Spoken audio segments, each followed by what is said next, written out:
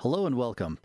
My name is Will Dawson, and this is the 12th video in the series where I extend Matthew Marquart's most excellent series of tutorials on Construct 3.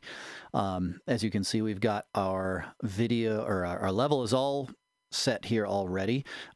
We've got coins to pick up, we've got monsters in the way, we've got moving things and destructible walls to get through.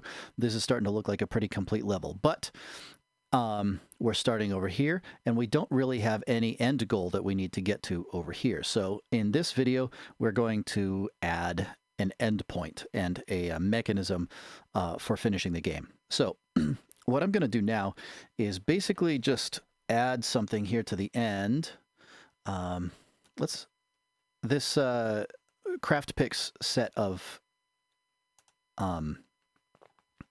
artwork has come with some stones, and so I think what I'm going to do is I'm just going to add here a portal stone. So here I'm in my Craft Picks free swamp tiles, and so I'm just going to go into the objects, and I'm going to grab the stones, and I decided that I like stone number 5 the best, so I'm just going to load that up, and there it is. Let's zoom in a little bit and have a look. So my idea is that I'm going to put this at the end, and what I'm going to do is it's not enough just to get there. This is just going to be a rock unless you pick up all 10 coins, and then it will activate itself. Now, what I really had in mind was a big door or something like that that you could walk through. But this series of artwork didn't have that, so I had to get creative. What can I use in the artwork that they gave me? And we have a stone, so that works for me. Hey, maybe the limitations of what you're working with can actually be a source of creativity so that you can make a game. Why would I have a portal stone instead of a door? I'm in a swamp. Maybe a door doesn't actually make sense now that I think about it. So if you want to start building a story out of what you're doing, a lot of times the fact that you're actually going through and building a game just because it's fun will the story will suggest itself to you, and you might end up with a game that's got a lot of depth because you built a really engaging story into it as well. So anyway, here is my stone. Let's give that a name instead of just sprite. So here it is. Let's rename it, and I'm going to call it Portal Stone. And let's get it placed nicely and put it here towards the back. I'm just going to kind of zoom in and make sure it's sitting how I like. That's probably fine. Okay. So now what I want to do is the way that I'm going to make this thing work is when you pick up all 10 coins, then the stone is going to flash and light up to let you know that it's active. And then when you touch it, you'll be done with the level. So we can set a simple collision like we did with the enemies. When you collide with an enemy, it kills you. When you collide with the active portal stone, it will send you to the next level. But when you collide with an inactive portal stone, it's not going to. So there's a couple of different ways that you could do this, and the way that I've chosen is that I'm just going to create a second stone, and when you activate, when you get all 10 coins, then the second stone is going to move itself. It's going to be the active stone, and we're just going to have it sitting off map here somewhere where you can't see it. It's going to move itself to where the original portal stone is, so they're just going to be 2 portal stones, one on top of the other. And when you collide with the active one, you can't collide with the active one because it's off map at first. But once you collect all 10 coins, it will shoot down here, and actually you won't be able to tell that there's 2 stones. One will perfectly overlay the first one, so it'll look like one. So I'm going to add my actual portal out here, and I'm going to open the exact same stone. Open. Okay, so before I do anything else to that, let's go ahead, and I'm going to take this sprite and name it Portal. This is the actual portal. Okay, so one of them is just a rock, and the other one is actually the doorway to the next level. I'm going to open this back up and edit the animations because I want to get a flash in here. So the way to do that is I'm just going to duplicate this, and I want the first one to look like it's flashing, to be really, really bright. So what I'm going to do is I'm just going to pick myself kind of an electric blue kind of a flavor here, and I'm going to grab the paint bucket and dump it into this V. That looks pretty bright. Now I want to give it the illusion that this is lit from this V shape right here. So I'm going to actually go all the way to white. I grab the little arrow and you can drag that. And I'm going to dump the white into this gray area. Doesn't that give a nice starker contrast right there? And maybe I'll lighten this edge as well a little bit. So let's pull this down to the grays and come down just a little. Let's see what that does. If I dump that in right here, I think that's too light. You can play with this. You don't even have to do this really. It's a nice effect. I would like you to get this flash in here for those of you that are doing my class. That's nicer. You can see over here it's lighter than it was over here. I'm just going to lighten that as well, but these little edges are not really going to be super visible in the game. Okay, that looks like it's flashing. So first that tile, then this tile. Flash. And then we'll have a particle system we'll drop in behind it so that it kind of has a halo around it. But that initial flash should look pretty interesting in the game. And I'm going to name the animation Flash. Now, if we preview that, restart. Blink. Is that enough of a flash? I think it's fine for my purposes. I might play with the speed right here, make it a little faster, a little slower. I'm just going to leave it how it is, but you could definitely change that. Get your game to feel how you want. Okay, so now we have everything that we need. We have the fake portal and we have the real portal. Let's go over to the event sheet and get this thing programmed. So first thing, I'm going to add an event. And we're going to have the player compare his instance variable. So instance variables, we're going to compare instance variable. We know there's 10 coins in the level, so if equal to is fine. If the coins is equal to 10, then we are going to have the action to set the portal is going to position, I think. Where is that? Size and position.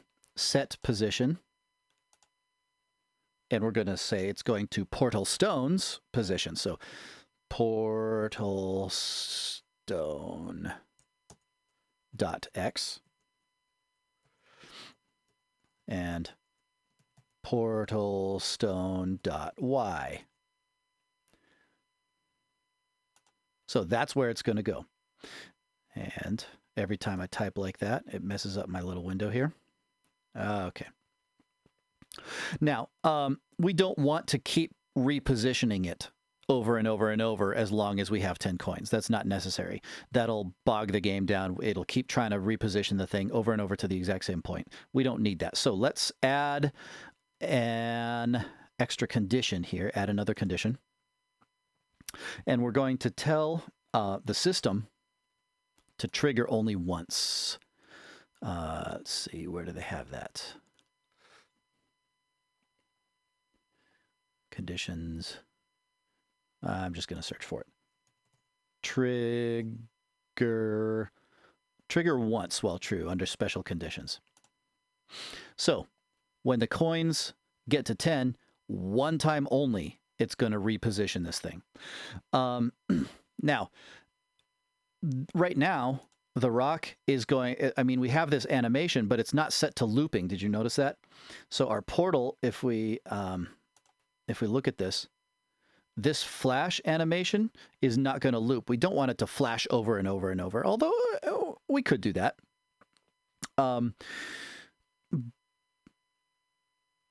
Actually, maybe that's a simpler way. Nah, I want it to flash once as it activates. Although the flashing might be neat too, so you could kind of do it either way. But as it is, it's going to flash one time. You're going to get this for half a second, and you're going to get that for half a second, and that's it. That's the animation is done, and it's not going to continue. So what we need to do is, when it repositions, we need to restart that animation. So I'm going to tell the portal to set animation to, we called it flash, capital F. So just make sure that this is the name of the animation that you had set over here. Flash. That's the name that I used for that. Okay. So now we need to test. Let's make sure that that actually works. I don't want to have to run the entire level every time just to make sure that when I pick up my last coin that this thing actually flashes. So what I'm going to do is I'm going to grab my coin here and let's make a little space. We'll put it close to the stone. And I'm going to, just for testing, I'm going to take my player and set him over here. Right there. Take our camera, move it as well.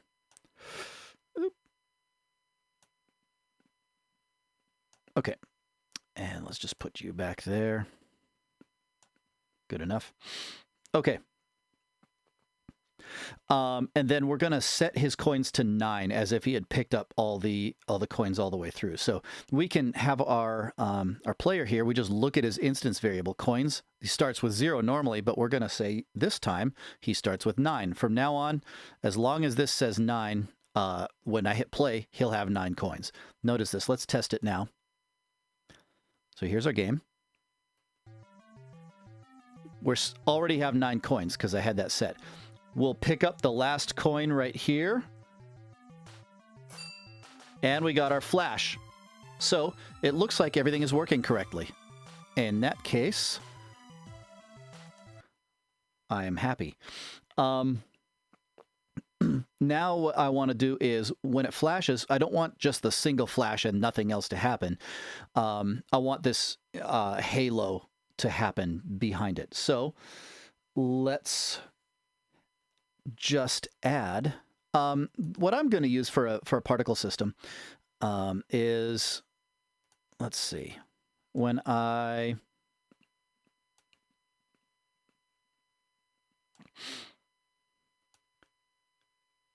touch the checkpoint, I've got this particle system that is popping up for a checkpoint here. So click right there, and you just get this kind of foggy looking thing that pops out behind it. I'm just going to use another, I'm going to use that exact particle system here. So, wonder if he'll just fall nicely at the beginning. Okay. So in my event sheet, the portal stone is going to portalstone.x and portalstone.y. And we also want to create this, what did I call it? I called it checkpoint shine. That's the name of that particle system. If you don't want to use your particle system that you had already used for checkpoints or something else earlier in the game, feel free to just make a new particle system and use that. Fine tune it, but I think that this one will work fine. So I'm just going to say, rather than using a particle system from somewhere else that I'm using, I'm going to have it create a second one. So the system is going to create an object, and it's, of course, going to be the checkpoint shine. Where are we going to make it? We're going to make it where the portal stone is. So portalstone.x and portalstone.y. Done. Now, the thing is, you know what? I'm going to show you. Let's test this. Here we go. Pick up our last coin. Flash. Okay, that is not at all the effect that I wanted. It might have a nice halo, but the particle system is covering up our nice rock. So that's easy enough to fix. We just have to actually do it. So how we do that is we're going to take the rock and bring its Z order, right? We can do stuff like send it to the top of the layer or the bottom of the layer. So once we move our portal, the actual portal, down here to the portal stone, we just have to have a command to bring it to the top of the Z layer. So let's add that right now. Take the portal, and this is all the way at the bottom, Z order stuff, move to top. And that should take care of what we just saw. So let's test and make sure. Okay. There we go. Now it's behind the rock. I still don't actually like it because it's kind of shining down into the floor a little bit. And even though our V is in the front, we're getting more shine in the back than we are in the front. So I think what I'm going to do here is when it's creating the checkpoint shine, I'm going to offset this with a little math. So let's double click that and edit it. So remember how our, let's see, cancel. Remember how our coordinates work, right? The origin of our math here is the top left corner. So X is 0 at the top left and counts higher as we go across. Y is 0 in the top corner and counts higher as we go downwards. That's backwards from how you might think of it. So what I'm going to do, if I want this to, there. If I want the X to be farther to the left, so that it kind of is out in front of the stone a little bit, I'm going to have to subtract from that. So I'm going to say minus 10 maybe. And then Y, again, I want that higher, but we're counting bigger numbers is down farther from the top corner. So again, I'm going to have to subtract if I want it to be higher. So I'm going to go minus 10. And let's just see what that looks like.